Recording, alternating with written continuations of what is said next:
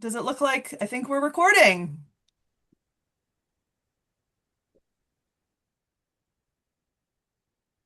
Welcome, welcome. Welcome to the Urban Ag Food Safety webinar. Folks can start introducing themselves in the chat.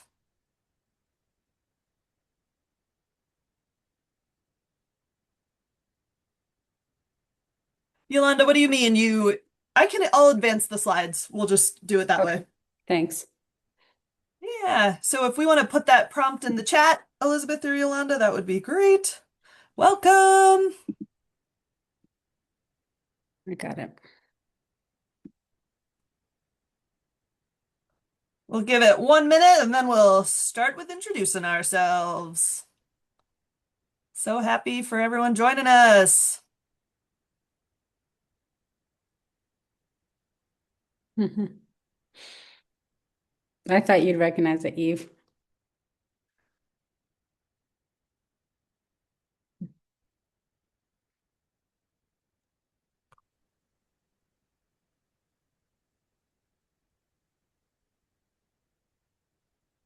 Welcome. Lots of New York City folks, some Western New York folks,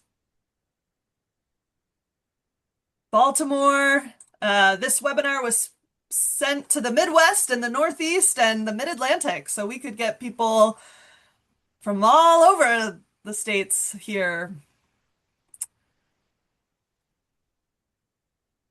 And so folks should keep introducing themselves in the chat for sake of time. We'll start off by introducing ourselves, and then we'll get into today's webinar. So I'm your MC for today. My name is Lori Koenig. I use she, her pronouns. I'm a specialist with Cornell Cooperative Extension. I live in Rochester. I get to work across Central and Western New York, and am happy to answer any food safety questions. Yolanda, if you want to introduce Great. yourself. Hi, everyone. My name is Delana Gonzalez. I'm an urban ag specialist with the Harvest New York Urban Ag team based in New York City. And I work primarily with commercial urban growers throughout the 5 boroughs. Great. Maya, I'll turn it to you. Well, hi everybody. My name is Maya, she, they pronouns. I've been working in urban agriculture in New York City for about the last 10 years, sometimes doing commercial ag, sometimes doing education. Right now I work for Cornell University Cooperative Extension, a slightly different team from Lori and Yolanda, doing hydroponics education with youth. But in my tenure and my years of doing commercial ag, I've also done some food safety consulting and implemented a bunch of food safety plans and GAP certifications. I'll pass it to Elizabeth.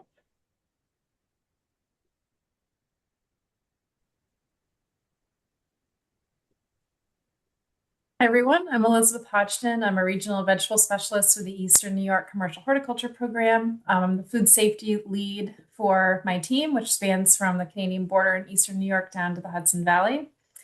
And I'm eager to learn more about urban food safety from the educators today. Regina. Hi, everyone. My name is Regina Clinton. I'm part of the Cornell IPM team based in Rochester, New York, but I cover all of Western New York. I have been doing a lot of research in rodents, and that's why I'm here joining the talk today. So glad to be here. Thank you. Great. And Robert, do you want to introduce yourself? Sure. I'm Robert Haddad. I'm with the Cornell Vegetable Program team, teammate of Lori's. I cover all aspects of vegetable production, but food safety is my evidently career. So it's great to see how this program has expanded and seeing so much new interest in it. So Great. Lots of food safety expertise and urban ag expertise on the call today.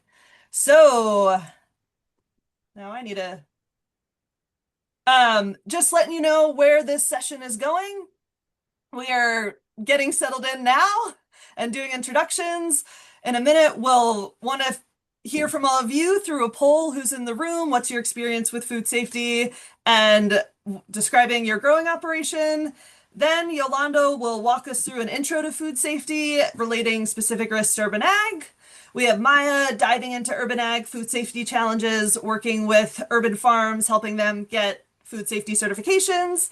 And then Regina will talk to us all about rat biology and management on urban farms. And we'll have some time at the end, hopefully, for discussion. So now gonna do some screen magic. Yolanda or Elizabeth, if you could put the prompts, we would Sure. love to get a sense of who everyone is in, who's joining us today. So we have a poll everywhere for y'all, so you could join this in your web browser, on your phone. Click the link in the chat, and we're wondering what describes you. Are you a commercial grower, a community grower, home grower, educator, researcher, or other? And you should be able to choose multiple options.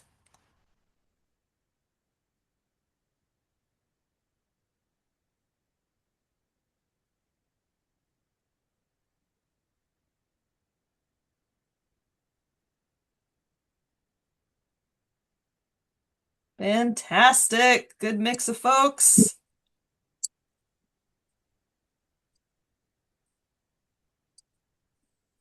And we will, just a heads up, we will be muting folks. Just, it is a webinar, so it keeps us less distracted. So we'll have our team mute you if you accidentally get unmuted. Thanks. All right. So, wow, nice mix of roles in this. Um, Next question. So what do you grow or produce on your farm or operation? And you can choose multiple answers, mixed vegetables, small fruit or tree fruit. Do you have chickens, other livestock, bees and honey? Do you grow mushrooms? Do you produce compost or something not listed here? Oh, and I need to show the responses. Okay. It's like, what? Great. All right, lots of mixed veg. Got some chickens. Okay, some people producing their own compost, mushrooms. Fantastic. All right. Give it 5 more seconds for you to choose.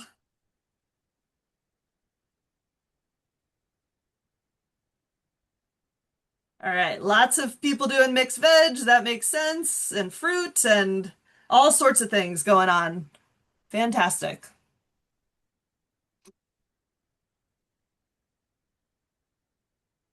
All right. Our next question. Okay, we want to know who's working on the farm, on your farm. So most of the hands that touch your produce belong to you, your employees, volunteers, youth, students, community members, or other. Who is working on your farm? All right. Got some employees, community members, and volunteers.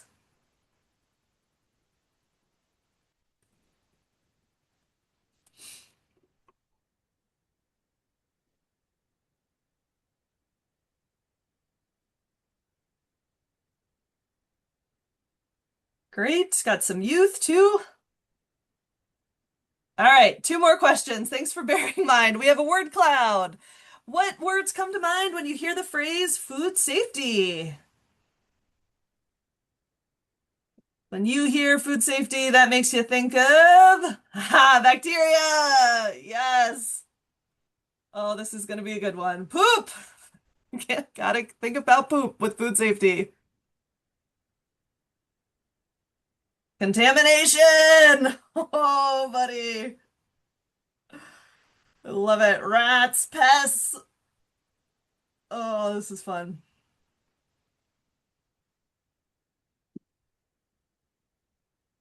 The wonderful world of food safety.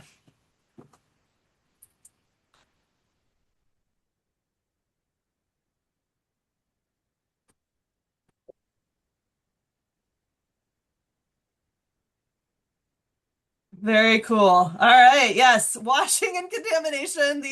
All right. People here might be familiar with food safety. We got the big words: hand washing, lead, diseases. Cool. You will have to call and confirm your event and ask him which ones. Okay. All right. And our final question for y'all's: do you use any of these certification programs? Do you have a food safety certification, organic, certified naturally grown, New York State grown and certified, a combination of the above, or none of the above?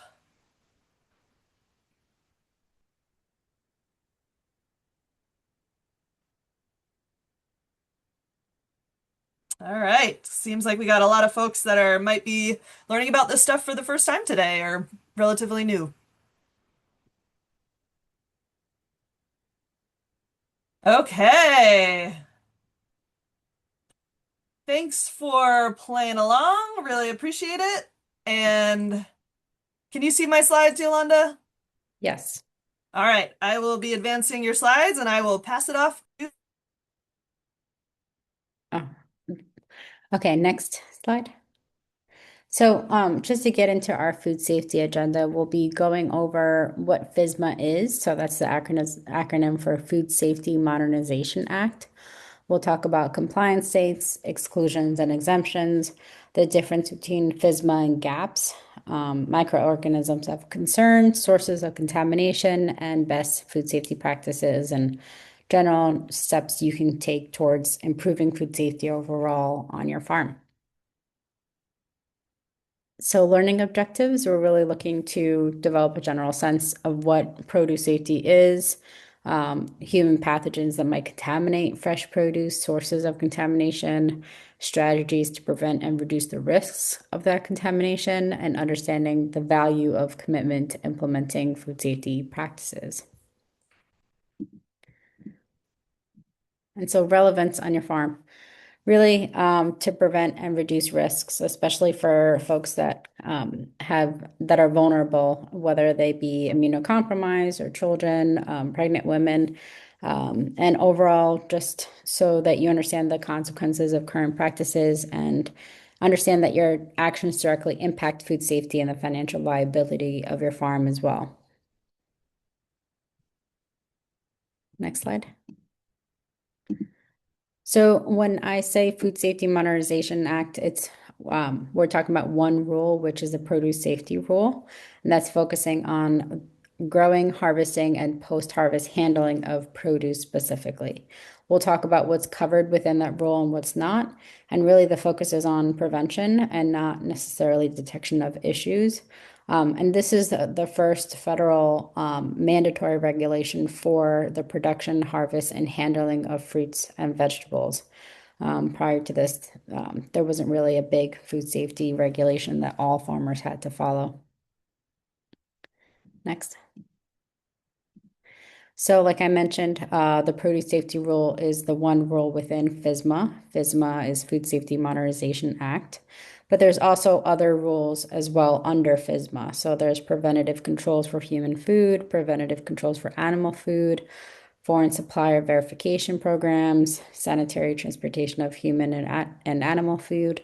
So this is we're focusing only today on the produce safety rule. Next. Okay, so in terms of compliance, these dates are a little bit out of date, but the main message of this particular slide is that the focus is really on the larger businesses. So anyone that's like a smaller business will have to comply later. So that's just something to keep in mind. Next. So there's a difference between exclusions and exemptions, and we'll go over the two differences. So for some growers that may be excluded, that's, rarely consumed raw. So some commodities that are grown, average annual produce sales.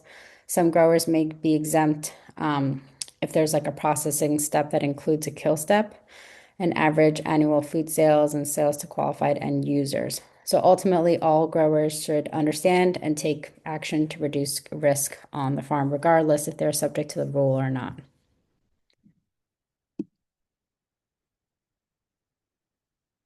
Okay, next slide.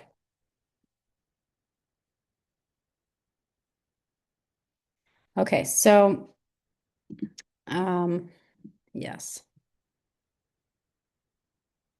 Okay, so farms with an average annual value of produce sold during the previous 3 years that are less than 25,000 are excluded. So produce in this case means any fruit or vegetables, and that includes mushrooms, sprouts, peanuts, tree nuts, and herbs.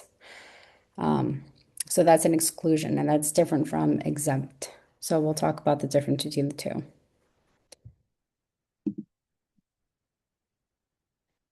Okay, so covered produce is all produce that is a raw agricultural commodity, and that's short for RAC. It's covered by the produce safety rule. This is grown domestically and a produce that will be imported or offered for import in any state or territory of the U.S. So there's a list of 98 specific produce under this, term covered produce. Next.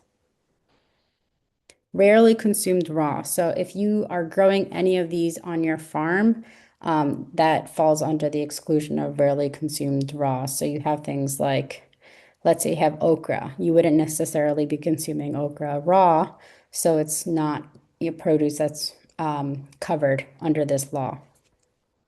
Also potatoes. You rarely consume potatoes raw. So things that you wouldn't normally consume raw are not covered under the produce safety rule. Next. So quiz number 1, a farm sells 19,000 in produce sales on average over a 3-year period at a local farmers market through a CSA. Is this farm covered under FSMA produce safety rule? Yes, no, or yes.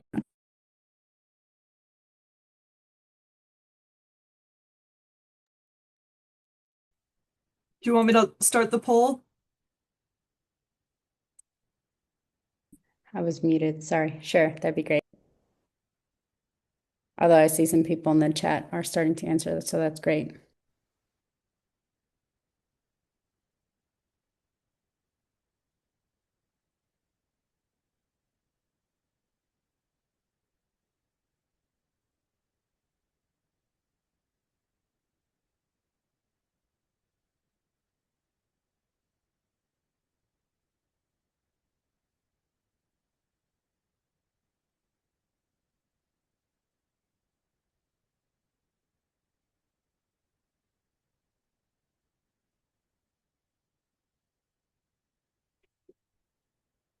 And it looks like both questions are going at once, Yolanda, just so you know.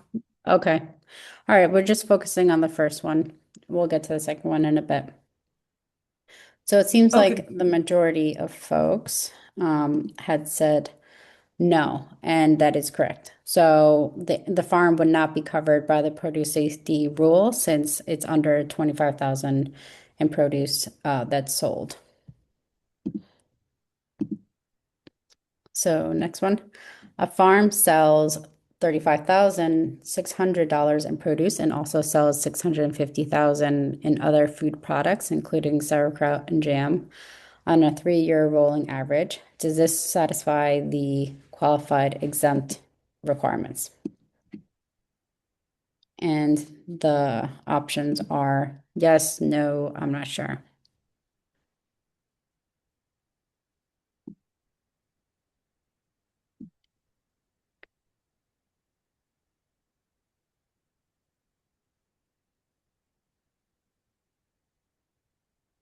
I can share poll results if you want me to, Yolanda. Sure, that'd be great. Okay, so for the first one, we had around 76 people that had said no, so that's great. For the second one, we have the majority that say no, but then folks also said not sure and yes. So in this case, no, since the farm has more than 25,000 in average, they would be covered under the produce safety rule. They do not qualify for the qualified exemption since they sell over $500,000 of food products. So it's that total number that we spoke about before in the slide previous to that. Thanks, Robert, for answering some of the questions. This is a really important slide to understand the difference. So with FSMA versus GAPS, GAPS would have is a buyer imposed program. So if you're selling at a food store that requires third-party certification, different brands include Primus GAPS, USDA, Global GAPS. This requires an audit and a GAP manual. And so this is different from FSMA, that's mandatory. And if you're covered under FSMA, then you'll have an inspector come out to your farm. And that's required by law. So one is a buyer imposed program, which is the GAP certification third party. The other one is an FDA federal requirement by law. Next. And so in terms of outbreaks associated with produce, a majority come from leafy greens, sprouts, and sometimes with the leafy greens, it's just a matter of like how they actually, like sometimes the dirt can accumulate in the nooks and crannies. And so that's a reason why sprouts have high levels of moisture. That's great for bacterial growth. So that's why certain produce lend themselves to outbreaks more than others. Next. So the three major microorganisms of concern in fresh produce, probably heard of it in recalls, Salmonella, E. coli. Those are the main ones that you hear about that are really bacteria based. And then you have viruses like norovirus, hepatitis A. Then you have parasites like Giardia. I'm not going to Toxoplasmosis gondii, which is associated with the fecal matter of cats. So these are all different types of microorganisms of concern, the major ones that you'll hear about when you hear about food safety recalls.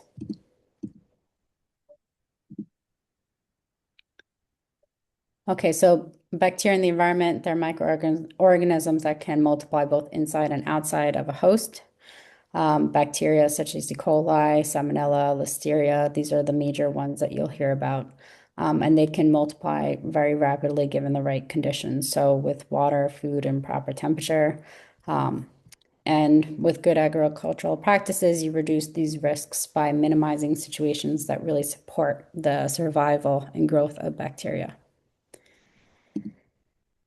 Okay, and viruses. So viruses can be very stable in the environment. They only take a few virus particles to make someone ill. So really the key to this is prevention, reducing the viral contamination. Next slide. Parasites, protozoa or intestinal worms that can multiply in a host animal or human, commonly transmitted by water. So that's something to keep in mind. They can also be very stable in the environment and often not killed with chemical sanitizers. And they can survive in the body for a long periods of time before they ever cause illness. Next slide. So in general, most of the cases that you see like in hospitals and that have really large health impacts come from bacterial pathogen sources. So that's the largest number here of hospitalizations. A lot of times, though, this is undercounted since a lot of people don't take a fecal sample and to the hospital to test it out. So we never know if it's bacterial, parasitic, or viral. But for the ones that are deadly, the majority of them are bacterial. And so again, what's the challenge with produce? Fresh produce in particular is that it's often consumed raw. We're not cooking it. So there's no quote unquote kill step. And so this makes it difficult once a pathogen is present, especially because there's natural openings, stem scars, bruises, cuts in produce. And so contamination is often sporadic. Next. And so these are the major sources of contamination. You have humans, whether it be like them not washing their hands or having a cut, soil, any amendments that may have these pathogens already present. It may be present in water or tools that are equipment or tools that are not properly cleaned and sanitized, animals. So these are the main sources of contamination. So like I mentioned before, with workers really spreading pathogens with improper health and hygiene practices, and this stems from a lack of adequate training and hand washing practices, lack or inadequate toilet facilities, illness or injury, so working while sick, injuries that result in blood contacting fresh produce. Next step. And then with animals, these are rural examples, but we'll talk later. We'll hear from Regina about potential sources of contamination on urban farms. So a lot of this is the result of direct fecal contamination on crops and fields, animal feeding, rooting, and movement through fields that may spread that contamination. Next. Water. So water is a major source of how contamination is spread, whether that be with production water, using surface water. A lot of times on urban farms, I see these open rain barrels, and that is considered surface water. Sometimes it's covered, sometimes it's not, but that is a potential source of contamination if, let's say, fecal matter gets in that water and then it's being used as irrigation water on the farm. So that's something to keep in mind when we're talking about in urban settings. Post-harvest water is also a source of contamination, whether that be washing, waxing, cleaning, and unexpected events such as flooding and runoff. Next. Again, soil amendments, raw manure and other soil amendments can be a source of contamination. Also, if they're applied too close to harvest, if they're not properly composted through a scientifically valid method, if they're improperly stored, or if there's runoff or wind spread. And of course, on urban farms, you have limited space, so this is particularly important if you're using soil amendments of animal origin. Next. So how contamination is spread, we talked earlier about surfaces, equipment, tools. A lot of times on urban farms, I'll see a lot of wood that's being used. So that makes it difficult to clean and sanitize those surfaces. And we'll talk about the difference between cleaning and sanitizing later, but this is another way to that could easily prevent contamination moving forward, is making sure that you're cleaning and sanitizing those surfaces. So stainless steel is great for that, and I would encourage folks to move away from wood whenever possible in the pack and storage area. Next. So we'll get into some of these best food safety practices now. Obviously, with hygienic practices, limiting contact with just maintaining personal cleanliness, washing hands thoroughly, using gloves, but gloves are not a substitute for proper hand washing. And also just avoiding eating, chewing gum, using tobacco products in the area where there's covered produce, and removing any hand jewelry that cannot be cleaned and sanitized easily when you're out on the field. Next. And so I mentioned before about cleaning and sanitizing. Cleaning is the physical removal of dirt or soil from surfaces that uses clean water and a detergent-based soap. Sanitizing is a treatment of a clean surface to reduce or eliminate microorganisms, and you can't sanitize a dirty surface. So the next slide. Here it shows step one. Number one is to remove any obvious dirt and debris from the food contact surface, apply an appropriate detergent, rinse the surface with clean water, and apply sanitizer approved for use on food contact surfaces. This part is also important. Rinsing may be necessary, but let the surface air dry. So you can't do step number 4 before you do step number 1. Next. So training your field crew, this is really important. When they recognize that produce has been contaminated and having some type of a buffer zone, correct and report problems with harvest containers or equipment, not distributing dropped covered produce. These are all part of basic training that you can provide to your farm team. Next. So really it starts with your commitment. So in the next few slides, next, we'll talk about assessing some risks, implementing practices, monitoring, using corrective actions, and the importance of record keeping. Next. So assessing your risk. I recommend that everybody do some type of walkthrough where you're seeing, okay, what does my wash pack station look like? What are my sources of irrigation? What are potential risks on my farm that I'm not, keeping track of? So this is good to do a walkthrough in the beginning of the season. I always recommend this in the beginning of the season. And also having worker training programs and assessing overall hygiene on the farm. Next. So implementing practices to reduce risk. You might already be doing a lot of good things. So just want to kind of point that out there that not everything that you're doing is necessarily wrong, but a few things might need a capital investment. So talked earlier about a wash and pack station. Maybe you want to build a hand washing station. That might require some capital investment. Maybe you want to switch out the wood tables for stainless steel. So kind of keeping track of those things that might just add value to your farm and reduce risk overall. Next, monitoring. So performing on a schedule or during a specific activity allows you to verify practices are being completed. So this is a good way to monitor, test results. If you are using surface water, which most urban farms do not, they use a municipal water source. So this is one way to eliminate that concern for irrigation water that might be contaminated. Next, corrective action. So really monitoring so that you can fix problems as they arise, like restocking toilet and hand washing facilities, retraining supervisors and farm workers. A lot of times farm workers are staggered throughout the season. And so keeping track of when new folks come on early on and, folks are hired later on in the season to make sure that everybody's getting a standard training. Next, and record keeping. So keeping track of that worker training through a log and also other logs that may just report illness or injury. And just keeping track of all that is important for at least a few years in the beginning. Next slide. And the benefits is that you can verify that the practices are done properly.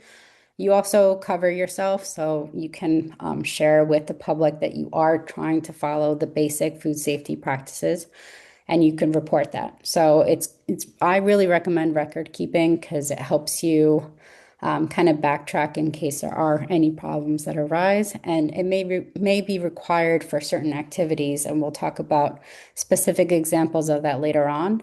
But if you are doing a third-party audit, record keeping is going to be a very important part of your food safety plan. Next. And so, yeah, these are just a few tools.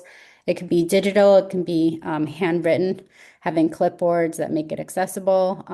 But really using technology is a great way to store all of this. And there's a lot of available computer software and apps and tablets and all of that. Yeah, so this is just more of additional tips. So when does it need to be recorded? Who's in charge of documenting it? How often? And building it into the normal routines of the farm.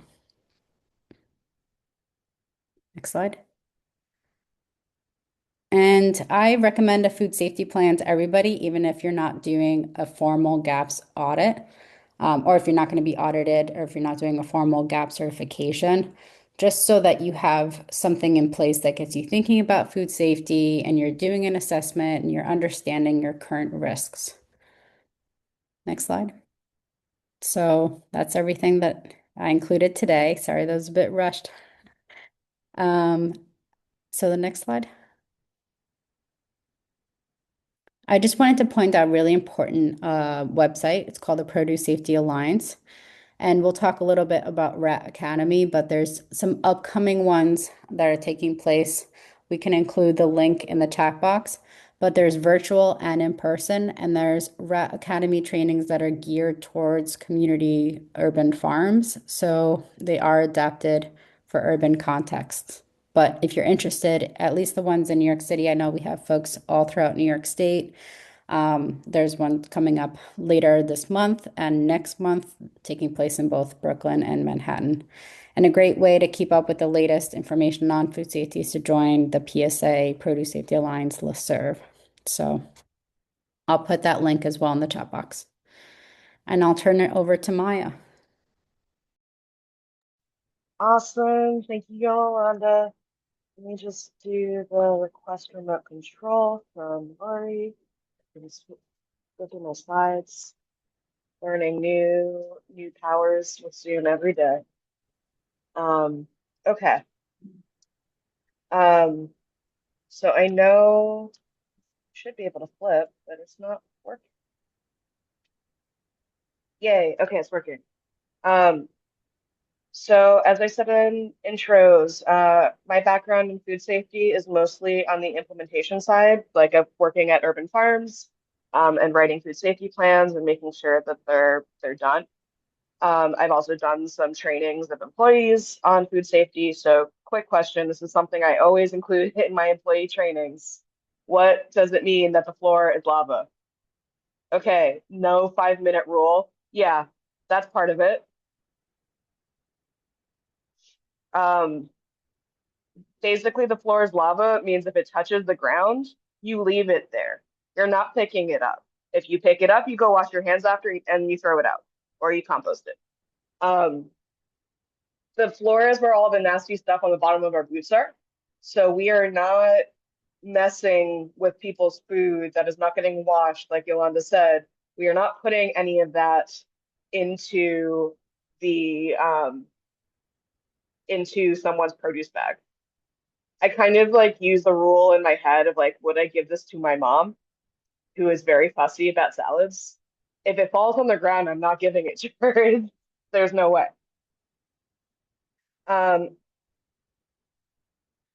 What about pawpaws? So yeah, with fruits and a lot of when I am talking about the floor, I'm kind of talking about the packing house, which is a little bit different from the field. So this is good questions. Yeah, sometimes you're going to take something off the ground. First of all, with the pawpaws or with fruits or anything, you're washing it before you eat it, hopefully. And you should always, always wash all of your produce as much as you can, because even if you have a pawpaw fresh off the fresh off the ground or something and it's like super good and the soil's super good, when you cut the knife through the produce, you are introducing all of the bacteria and viruses and microbes from the skin into the fruit. That's why you're supposed to wash oranges even though you're not eating the rind. And floor is lava, I'm thinking like things like basil that you're never gonna wash. So that's like especially important there. And this is also a difference between sort of commercial scale and home scale or garden scale. You might be able to justify spending the time to wash a pawpaw in your backyard when you couldn't necessarily on a commercial scale. So good questions. I'm definitely keeping my eye on the chat, so keep them coming. Come on, slides, let's go. Okay. I know Yolanda just covered all of this. I'm just going to go over it really quick. Food safety basics, we're talking about biological, chemical, physical contaminants.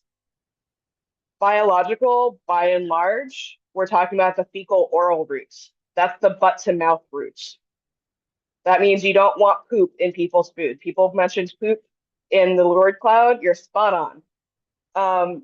So the main ways that happens is people not washing their hands, people touching the floor and then not washing their hands because someone stepped in dog doo-doo on the sidewalk and brought that into the packing house, and from animals. Those are the main ways that can happen. Chemicals, that's a little bit more obvious. You have a chemical spill, you have soil metals in your heavy metals in your soil, and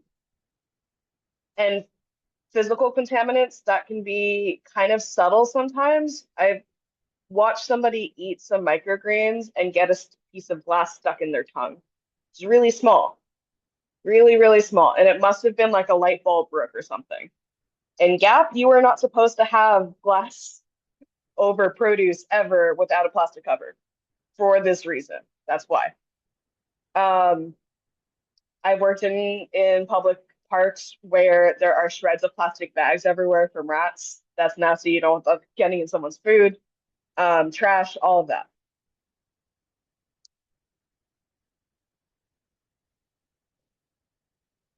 All right, give up. Lori, can you go to the next slide? Thank you. So let's talk about what you actually like, what you need to do. So it depends what scale you're at, like Yolanda was saying, like whether or not you qualify for FSMA, for the Federal Food Safety Food Rule. Safety Modernization Act. Thank you, that one. Mhm. If you are a small scale community farm or garden, um, you got to be keeping yourself, your volunteers, your consumers, all of those safe from those biological, chemical, and physical contaminants. Record keeping is going to be more helpful depending on your scale and depending on like how many people are kind of cycling through your space. So you got to pick record keeping measures that are appropriate for your space. Because if you have a like 10-page food safety plan filed somewhere and only you ever see it, and you have 100 volunteers a year, that doesn't do it. So you need to be having like visual signs everywhere and a very accessible hand washing station and things like that instead. If you're commercial scale, that's where FSMA and GAP and other food safety rules come in. All right, next slide. Who needs to do it? When you're doing community farm and garden scale, that's more the staff and the leaders need to know the plan. The volunteers need to follow the plan. And visitors, depending on how tight you're running your ship, my friend always called everybody's hands your dirty little grabbies. Keep people's dirty little grabbies off the hands, off the produce. Um, Again, wash your produce. You don't know who's touched it. It's probably fine. But in case somebody didn't wash their hands after they went to the bathroom, which totally happens, you want to be mindful about that. Commercial operations, that's when you start getting into kind of a more strict hierarchy. You have to like have a named food safety manager. You have to train all your employees. You need to make sure volunteers and visitors are always being monitored by someone who's been food safety trained, all of that. Next slide. So what that all boils down to is community farms and gardens, wash your hands and keep your eyes out. For commercial operations, that's where like the more strict record keeping comes into play. There's also always stuff that you don't expect, kind of common sense stuff. And this is like where what Yolanda was saying about have a food safety plan, even if you're not going to do GAP certification. Stuff like keeping like tools out of the range of your feet, so you're not going to kick them and scatter them all over the floor, and then you have to clean them all. And like your harvest tools, for example, keep those and other things above foot level, or anything that might be a food contact surface above foot level. I saw someone mention cats in the word cloud also. Been running into that in some community gardens around me lately. It's a problem. You have to like build partnerships with local, I forget what they're even called, the folks who like will neuter and house them and get them into families. Also, Yolanda mentioned this, you are not going to eliminate all risk. You are managing risk. I think we all got a good sense of what that means during COVID. You couldn't get like a 0% chance of getting COVID. You're trying to make sure that you are managing the risk as best you can. All right, next slide. Okay. My best advice about GAP is if you don't have to do it, don't do it. It's like organic certification. If you have a market that's local and trusts you to grow their food like well and not biodynamically, but like following organic practices, if they trust you to follow organic practices, most of the time you don't bother getting organic certification because you don't need to, and it's a ton of paperwork. GAP's the same thing. Don't do it unless you have to. Next slide. A lot of people are going to be like, no, but I want to do it right. So you're doing it. Okay. let's figure out how to do it. Next slide. So this is kind of the timeline for getting GAP certification. And again, GAP certification is not imposed on you by anybody, but it is generally in line with FSMA. FSMA was kind of designed to be in line with GAP, so you don't have to do dual duty. If you are GAP certified, you're probably FSMA compliant, and vice versa. So you got to do your prep. Someone needs to get produce safety alliance training. Someone needs to write a food safety plan. You need to actually implement the food safety plan. You can't just write it. And then you need to start doing all those logs that were on the previous slide and do a bunch of annual requirements and stuff like risk assessments and training all your employees and things like that. That can take anywhere from like a month or two to 6 months to a year, depending on how much time you got. And if you're a farmer, the answer is not very much. So plan for that to take you a minute. The audit itself, you can reach out to the USDA in New York State. We have a reimbursement program. I don't know if it's good past the first year, but they'll reimburse you for the time you have to pay the USDA auditor to come do the GAP audit. You can also contract with other third-party auditors, but working with USDA is easy and straightforward and affordable. You schedule your audit. They're going to want to see your harvest process. So if you're an outdoor soil farm, you can't schedule it for February during your downtime. They want to see you in full swing. And do your mock audit a few weeks before the real one. Again, don't do the mock audit 6 months before your real audit, because you're not going to catch everything that you need to catch before your audit. There's something else I wanted to say about that, but that'll come to me. After the audit, almost always you're going to get some recommendations. Even if you pass, especially if you pass, you're going to get some recommendations on what to do or where you can improve. So you should implement those before your next year's audit.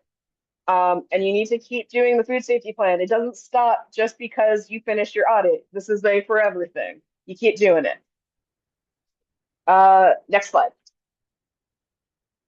So here are just a few things I ran into that I didn't expect to be part of food safety when I started doing it. So just so you get a sense of what you're going into, it's not just all the logs. You need to be able to have some kind of traceability system, which means one step forward, one step back.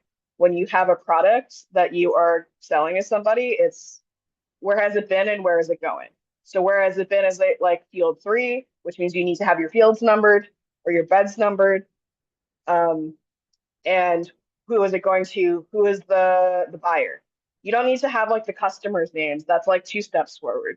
You need to have like, oh, you sold it to Whole Foods or you sold it to Fresh Direct, or something like that. You need to have that step forward. So if there is a recall, or someone suspects something is wrong, thanks, Larry, with your product, like there was some kind of contamination, you need to be able to trace back all of the products it might apply to and then forward all the way. For a supplier program means you can't just buy willy-nilly from anybody. You need to be thinking about who you're buying from and are they safe suppliers. Water testing doesn't usually apply in municipal situations because they publish water safety online. Like they publish like how much E. coli is in the water and stuff. But if you don't have that, you're going to need to think about water testing. If you have livestock, we haven't really touched on that much, but that is a whole extra ball game. Next slide. This is another one of those, so you're doing it.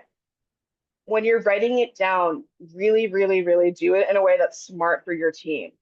Your incident log can be a WhatsApp chat that you export once a year. It doesn't need to be like a whole fancy thing in Airtable or a form or something. Make it so it's easy. A lot of text on the slide. You guys are probably going to get these slides. So let's go on to the next slide. Same deal here. These documents are supposed to be living documents. It's not a one and done. You're not going to write it and forget it, or you shouldn't, because you're going to have to revisit it once a year. So it's smart to like leave notes for yourself, leave bookmarks for yourself. Like every year when you come and revisit it on the risk assessment or the water rules or whatever, like leave those links in for the water report so you can just click in and refresh it for the new year. you should make it as seamless as possible. You want the first year to be like a big push, and then years afterwards, the maintenance to be easy. So set yourself up right. Okay, next. Don't panic. Audits are scary, but it's okay. Next slide. So I just to share a story, I was doing my first audit, not my personal first audit, but like first audit with a at this particular farm I was working at in a greenhouse. I was greenhouse manager there, and we had a bird problem because where our roof vent was set up so that we couldn't set up nets, so birds got in, and they were like, "Oh my God, microgreens, a feast, amazing!" So they never left. There was this bird, Jolene, you can see on the right there, and a flock of sparrows. Um, and they were just like there all the time. And birds poop, and we all know fecal oral root bad. So during the audit, the auditor was like, okay, show me your harvest process. And I was like, cool. And I turned around to pick up a tray to move it to the harvest table. And a flock of sparrows just like rose like a doom cloud out of the microgreens. So I had to stay calm. The auditor is not out to get you. The auditor is to check that you are following procedures. We have procedures for what happens when there's fecal contamination. Again, you're managing risk, not eliminating risk. So I just narrated very calmly, like, oh, wow, there was just an animal in this tray. I am going to examine for fecal contamination. Okay, this part's not good. I'm going to throw this part out, wash my hands, and continue with harvest. It was fine. All right, next slide. So if you guys could get to your keyboards, I have a bit of a pop quiz. I'm not fancy. What is the most important number one food safety thing you can do? Me and Yolanda have both talked about this. Wash hands. Hand washing. Yeah. Also have a plan. That's good too. Wash your hands. Okay, next question. Do you need to wear disposable gloves all the time, every day, every second of every day? No. Gloves are as clean as your hands are, first of all.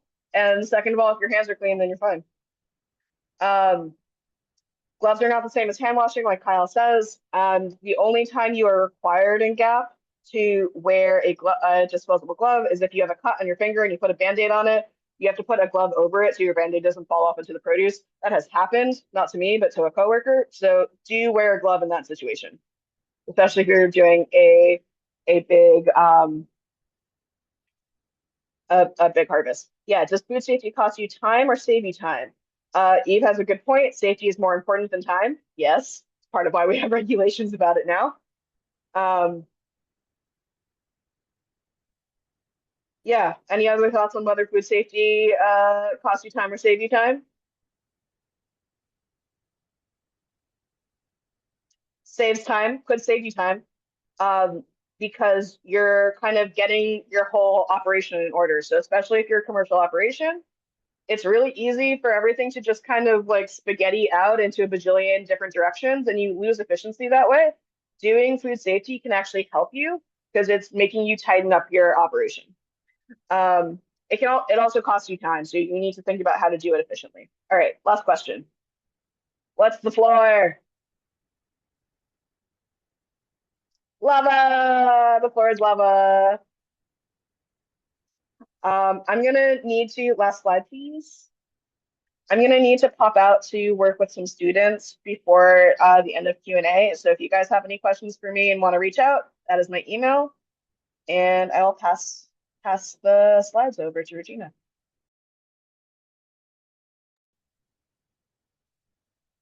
Thank you, Maya. Let's see if I have, I guess I need to request, hold on.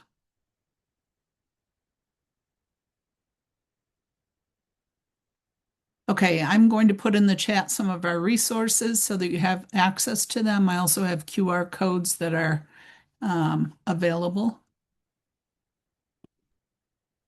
in the presentation. So I'm talking today about rats and urban farms. I'm doing a lot of rodent research in Western New York, and that's why I'm here talking today, talking about the route that could cause problems for your urban farm. And I'm not able to advance my slides yet, Lori. There'll probably be a delay, but I try it again. There should Okay. be. Still nothing.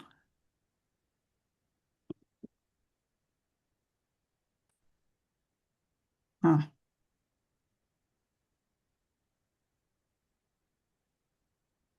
Want to try one last time, and then I Sure, can do let's it. try it again.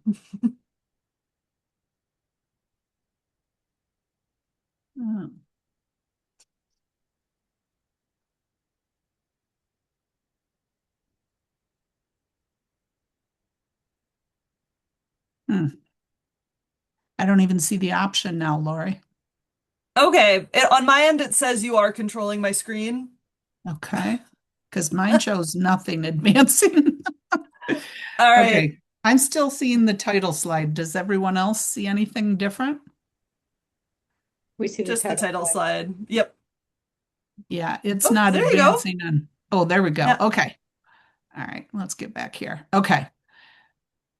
Let's try this one more time. Okay, so I'm going to be talking about rat biology because if you don't understand rats, you're not going to know how to really control them. And the important thing about understanding controlling rats is thinking about prevention and limiting access to food, water, and shelter across all areas of your farm. And then I'm going to talk about management strategies, and I've also included those Cornell IPM resources. We have a ton of information on our website related to rodent control, exclusion, and all those things. So to most people, when you look at this image, this is, the ideal, right? Everybody wants to have an urban farm, maybe rear some chickens or have some livestock, but, this might look like an urban oasis, but in the evening, it looks like this. And so it's really important that you understand that you need to be observing and watching and assessing at the time when rodents are most prevalent. So this is using a trail camera, and you'll see here from the feed that there is just a huge number of rodents at this site that we never see when we're out and about. So it's really important that we start with IPM by assessing the scope of the problem, identifying the species that we have, and educating ourselves so that we can deal with the pest specifically according to what best will allow it to be controlled. And then implementing sanitation and exclusion. And when I say sanitation and exclusion, the goal is to limit access to that food, water, and shelter by using sanitation and exclusion. And we're always thinking about prevention because we don't want to be behind the eight ball. And then we're going to also take corrective action because when there is food everywhere, those rodents will not interact with any trapping that you set out there because they have a plethora of other food sources. And then we're going to talk about burrow treatments. And of course, that's already been mentioned. You always want to keep monitoring and keeping accurate records so that you can continually assess and determine what works and what doesn't work, make changes. You can notice differences in season, so it's really important that you're accurately monitoring throughout the entire process. And so, if we're looking at this talk is going to be specifically dealing with rats. And I know we have some people from across the country that might be joining us. We're talking primarily about the Norway rat. And so the roof rat is also in those coastal regions, more southern and California and areas of that. But if you're looking at the differences between rats, if you look at the Norway rat, which is widespread in what we have in our area in the Northeast, they have a blunt snout. Their body is much more stout. It can be upwards of a pound. Their tail length is shorter and maybe a little huskier look to it. Their nesting locations are very different between those two. The Norway rats are nesting in those lower regions in the basement and in burrows that they've burrowed into the soil, whereas roof rats are more high attics and trees and things like that. And then we talked about geography. And if we're talking mice, you have your house mouse, which you have at all times of the year in your home, and Peromyscus that are more seasonal invaders. But if we look to what they look like, you'll notice the tail length of the roof rat. You should be able to extend it beyond the snout. And if you took the Norway rat's tail and moved it over, you would not be able to do that because it has a shorter tail length. And don't be fooled by maybe some mice that you catch. Don't think that those are baby rats. There are differences.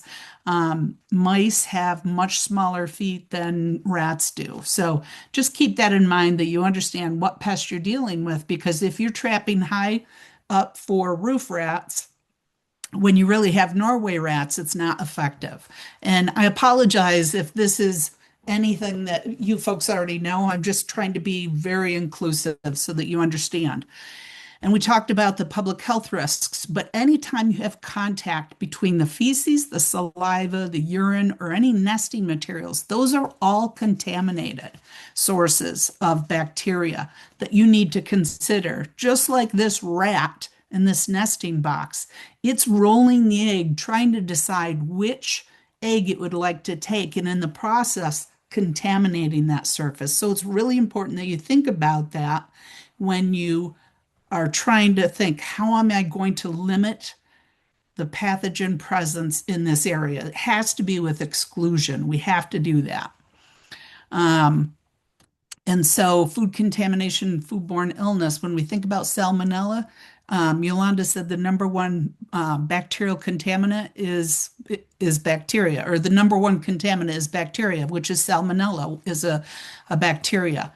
And I want to tell you that salmonella is viable in rodent droppings for up to 86 days. So while you think that they're old, you have nothing to worry about, it is something very real, something that needs to be considered, because 1 in 6 Americans is getting sick from foodborne illness, things like salmonella.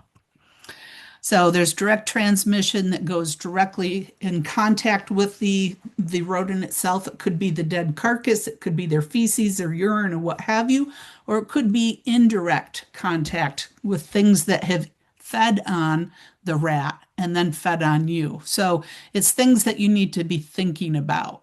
Another reason why we want to understand rats is because they are very prolific. They have anywhere from 4 to 8 pups per litter, and upwards of 7 litters per year. So one pregnant female could end up with 509 rats. This is assuming a 95% mortality.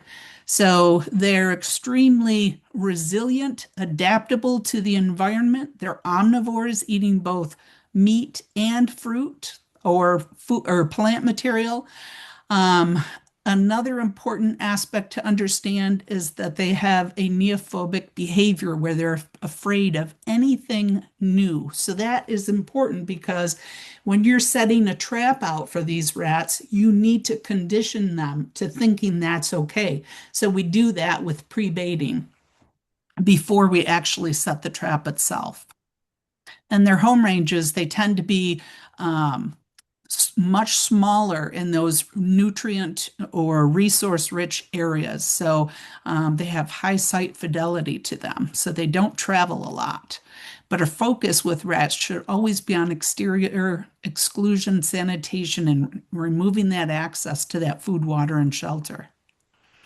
And if we're looking at their burrow system, you need to know this also. They typically have 3 entrances to their burrow system. And one is out in the open where they frequent very often. And then 2 other escape holes are usually hidden under debris or material or rubble. So these are some burrow entrances on an urban farm. So you'll notice that This happens to be under a little shed, and this happens to be in a raised bed. And this over here is just rubble where there's a rat. So they like to hide under those hidden areas. And this one actually was in a chicken coop here. And another thing to note is they are excellent at climbing, swimming, and excavation. So this is using hardware cloth to keep the rats out of the chicken coop. But you'll notice that they're fully capable of climbing a vertical surface and getting access. So if you don't limit access by having a curtain wall that goes into the ground and out, they're gonna burrow under that enclosure, or they're gonna crawl up and into it. So that's an important component that you have to understand. And we say they're nocturnal, but you will also see them during the day, especially in very high populated areas. So again, limit access to that food, water, and shelter with sanitation and exclusion. And food might be, maybe you have a bird feeder and it's dropping off, or maybe you have leftover fruits and vegetables in the garden, or maybe you have an insecure chicken coop where they're stealing eggs. Or if this is your garbage and you have that propped open, rats are going to be in there, rodents are going to be in there. So you have to think about your garbage schedules because it should look like that. And you shouldn't be setting out garbage early on and having a large time where it's unprotected. So thinking about eliminating your water sources, rats need 1 to 2 ounces of water a day. It could be from a leaking hose bib. It could be condensation under a refrigerator. It could be pet bowls, tires, containers, or it could be a watering trough in your urban farm. So you really need to look at all potential areas that could provide that 1 to 2 ounces. And then if we're thinking about harborage, this is shelter for rats, right? This, while plant material is great, this is just, a rat highway. It provides them a ladder to get from where they want to go into another area. So, all this leftover materials should be cleaned up and eliminated. So remove all that extra debris and things that are not needed, because all that does is provide protection for rats, which they seek, right? When they're traveling, they don't want to be out in the open where they're exposed to predators. They want to be in these hidden areas where there's vegetation and rubble that they can travel under and around. So your successful rodent management depends that you are considering all sources that could provide that cover that they need. And so in this case, it's removing this vegetation from beside the greenhouse, removing all of these leftover containers and debris. And it could be a wood pile, right? This is all areas that they're going to seek for shelter. And when you're thinking about landscaping, avoid vegetation that goes directly to the ground or round shapes where it's shadowed, because they seek shadows to protect them. And again, here's some landscaping bridges. And this is what behind the greenhouse looked like in the winter. This is a very distinct runway that the rats were frequenting because they felt protected there. So when we're thinking about how we should be shaping these things, think about landscaping so that it goes up in a V. It eliminates those shadows down below. Sanitation, that's not appropriate, right? And if we looked at it in greater detail, we'll see that the rats have been chewing there. So we have to think about our removal schedule. And exclusion is highly important. You need to use rodent chew-proof containers for all things, whether it's feed, garbage, pet food, seed, whatever. So when we're thinking about exclusion, we also have to consider the rat's skull size. And so morphologically, they are wider than they are tall. And so if we think of a quarter as a frame of reference and we squish it down, if we think of what that would look like, a 1/2 inch tall by 3/4 wide. If you have a gap at that size, whether that large rat will fit in it, probably not, but they'll be able to get in there with their incisors and increase the size of the hole. Again, an unsecured chicken coop allows entry with rats. So remember this, a food stressed rat is going to result in much better trapping success. And so there are a lot of different snap traps that you could use. Ones with the expanded paddle are better. You want to make sure that you're protecting those traps from non-targets.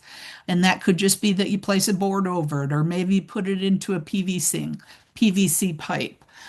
Snap traps, though, I will tell you, are extremely labor intensive. They require that pre-baiting to overcome that neophobia, and you have to continually monitor them. And you need that protection against non-targets, however that may be. And when you're thinking about food safety, you want to make sure that you're using gloves when you're doing this. And you also want to make sure that you're not breathing in any of the feces that you might be cleaning up. So using the appropriate PPE to protect yourselves and anything. But don't leave the dead rat in the compost pile, because what you're doing is just increasing any presence of bacteria that might be in that compost. And so it's just going to be moved into the rest of the system. When you're pre-baiting, you want to pre-bait for 3 to 5 nights at least, followed by intensive trapping. And then if after you've had a week of successful pre-baiting, you want to, or a successful trapping, you want to make sure that you pre-bait again. But this only works though if you're limiting access to the food sources on your farm, which can be challenging, right? Because a lot of times in urban environments, we don't have control of the way our neighbors are managing their garbage or what have you.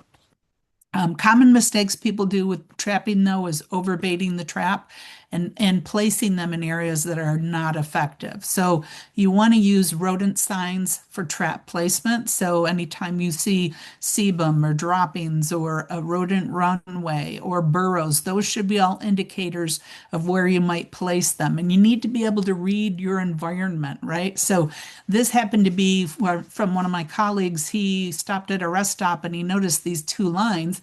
And when you look the other way, he noticed they went directly to the dumpster. And here we go, we have some rat burrows. And so if I were thinking how to deal with this, right, what I would do is place snap traps back to back with the dangerous side on the outside, right in the runway, so that no matter what direction they're coming, they're going to hit it. But you need to consider all of those things when you're trying to do this. I will say for population reductions, burrow treatments are highly effective. And if you're looking at this one, this happens to be a Burrow RX. We just got a grant that we're going to be purchasing one in Monroe County. And the great thing about this is these treat the burrows. And so when the rodents are in there, it's the perfect time to get those hard to kill trap shy rats. You have no neophobia that you're trying to deal with. You treat it for 3 minutes and then do it again in 2 weeks or so. See how it's going. The other great thing about this is a pesticide license is not required, and you can treat within 10 feet of an occupied building. Other things people can do are burrow harassments. So using a shovel or a pry bar to collapse those burrows, make it as inhospitable to those rodents as possible. Because if they're continually having to expend energy to get to a food source, they're going to be less likely to nest in those areas. So think about things that you can do. And of course, it wouldn't be right if I didn't mention rodenticides. I'm running out of time, but I will say that when you're selecting a rodenticide, you want to pick one that poses the least risk to the environment, to the humans working in that, and our pets. So keep that in mind. And to wrap things up, exclusion and sanitation are absolutely essential for rodent management. You cannot take a one-size-fits-all solution. You need to assess each individual farm based on the surrounding conditions so that you can better deal with it. And behavior change takes time. You have to educate the people on your farm, the people around your farm, and hopefully with everyone working at this, you can reduce the overall environment that they're seeking for, that those resources that are everywhere in urban environments. And it's not that we can't control these. We just have to think about strategically what are those things that we can control so that our rodent management plan will be more successful. And remember, if you feed them, you're breeding them. And so here are some resources that we have on our website on mice and rats, pest exclusion, and then the New York City Rat Academy. And that's all I have. I put a link earlier if folks want to scroll for the upcoming trainings for the Rat Academy. So thanks for mentioning that again. Yeah. Any questions? Somebody put any advice for rats eating irrigation lines? Yeah, I don't know. It depends on the plastic. They're obviously trying to gnaw on something, but they're trying to get at the water source. So I don't know particular recommendations. I wonder if the scope would have anything. That one resource I shared on scientific exclusion. They might have some suggestions. I'll have to look into it and get back to you on that, Eve. Oh, that was farmer lines. Eve suggested Oh, a farm chemical lines. I'm sorry. yeah, copper lined irrigation lines. I was thinking the same thing, Eve. I was going to mention that. Yeah, it's pretty amazing how strong a rat's incisors are. They can actually chew through concrete even. So, Jason, you had a question? You have your Yeah, hand raised. hi. If you have rat burrows in your compost pile, is there any way to remediate that, or in like terms of like food safety, or do you have to just throw it out or use it for non-edible plants? I don't know what the answer is to that in terms of remediation. I know that trying to keep rodents out of compost piles is extremely hard because you have to have all four sides. And when you think about exclusion for rats, we say nothing larger than half inch by half inch. So we recommend using 19 gauge half inch by half inch hardware cloth in the design. It depends on obviously how large your pile is going to be, your compost pile and a system. So honestly, I don't know if there's anything that you can do to remediate it. I don't know if there's a certain temperature at which they say that it should be fine or what. Does anybody else know that answer? Yeah, so there's more information on the Produce Safety Alliance website, but essentially it would have to be a scientifically valid process, and there's information there on the certain temperature. So that's just for general composting. But if you feel like there's new fecal contamination, then and you see evidence of that, then somebody had mentioned still okay for amending flower and non-edible beds. I would say that that would be like a better use cover produce. Okay, thank you. Hmm. There were a few. I'm just scrolling up because I know that we went a bit quickly and I want to make sure we have all questions. But feel free to raise your hand or unmute yourself. And if you have a question from any of the presentations. Yolanda, do you want to put resources back in the chat again? And did you include the new food safety handout in that list of resources?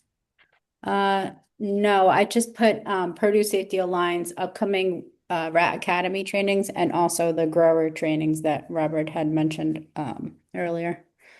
But I can put our handout. Great. It's on Harvest website and CVP's. Thanks for that. We had one more. Yeah. Robert, feel free to unmute yourself if you want to explain that comment.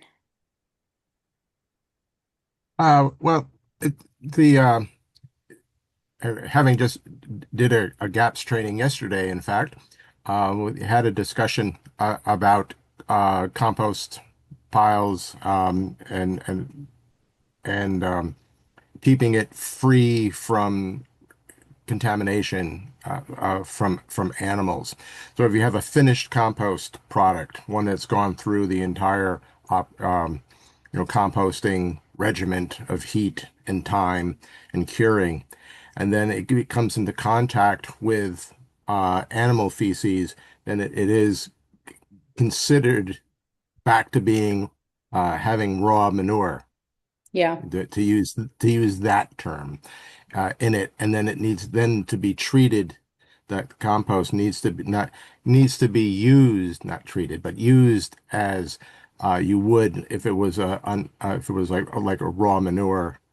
So it would be application where it's incorporated well in advance before planting, so maximizing the amount of time between incorporation and harvest, kind of like following the national organic standards of 90 days and 120 days. 90 days for if it's not coming into contact with the edible portion of the crop, or 120 days if it might otherwise. So, close to the ground, I should say. So it's like, if you've got something that's buried, like potatoes, you could harvest at, 90-day interval. If it's like greens or something, that you'd want to go the full 120 days. That's just sort of a guideline. But that's kind of like how it would be handled. Like I said, we had a training yesterday. We had ag and markets people there who emphasized that. They were talking about chickens getting into it, but rats and would be the same sort of issue. So. Hmm. Yeah, so it seems like, trying to exclude them. So looking at the scope materials might be helpful when you're trying to design a compost bin system that will keep the rats out, which can be very challenging when you're trying to move into different bins.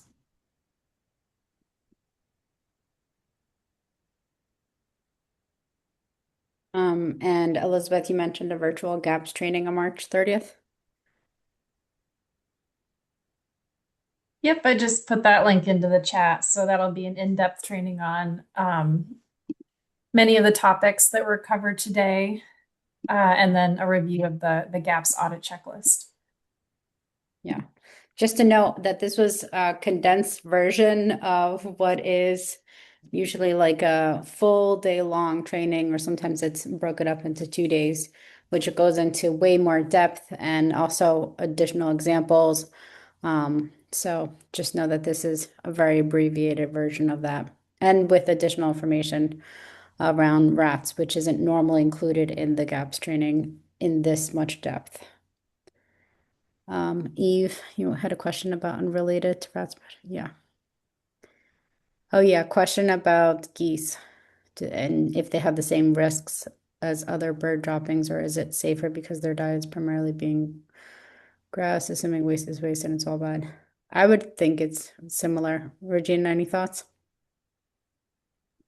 I would think the same, you're going to have E. coli in any intestinal tract, you're going to have salmonella. So yes, I would think no matter what it is, feces is a direct route to those pathogens.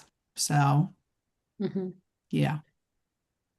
And Lori put an evaluation form for today's webinar, so we have a few extra minutes if folks want to stay on and fill that out. We would love to hear your feedback, and feel free to share in the chat anything that stood out to you that you are going to implement on your urban garden or farm, or just what you thought was interesting and what you learned, general thoughts, comments, or additional questions.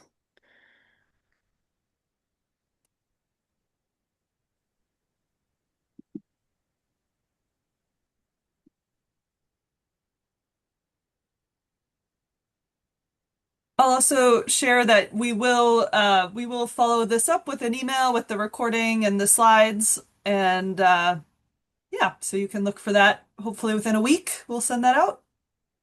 Mhm.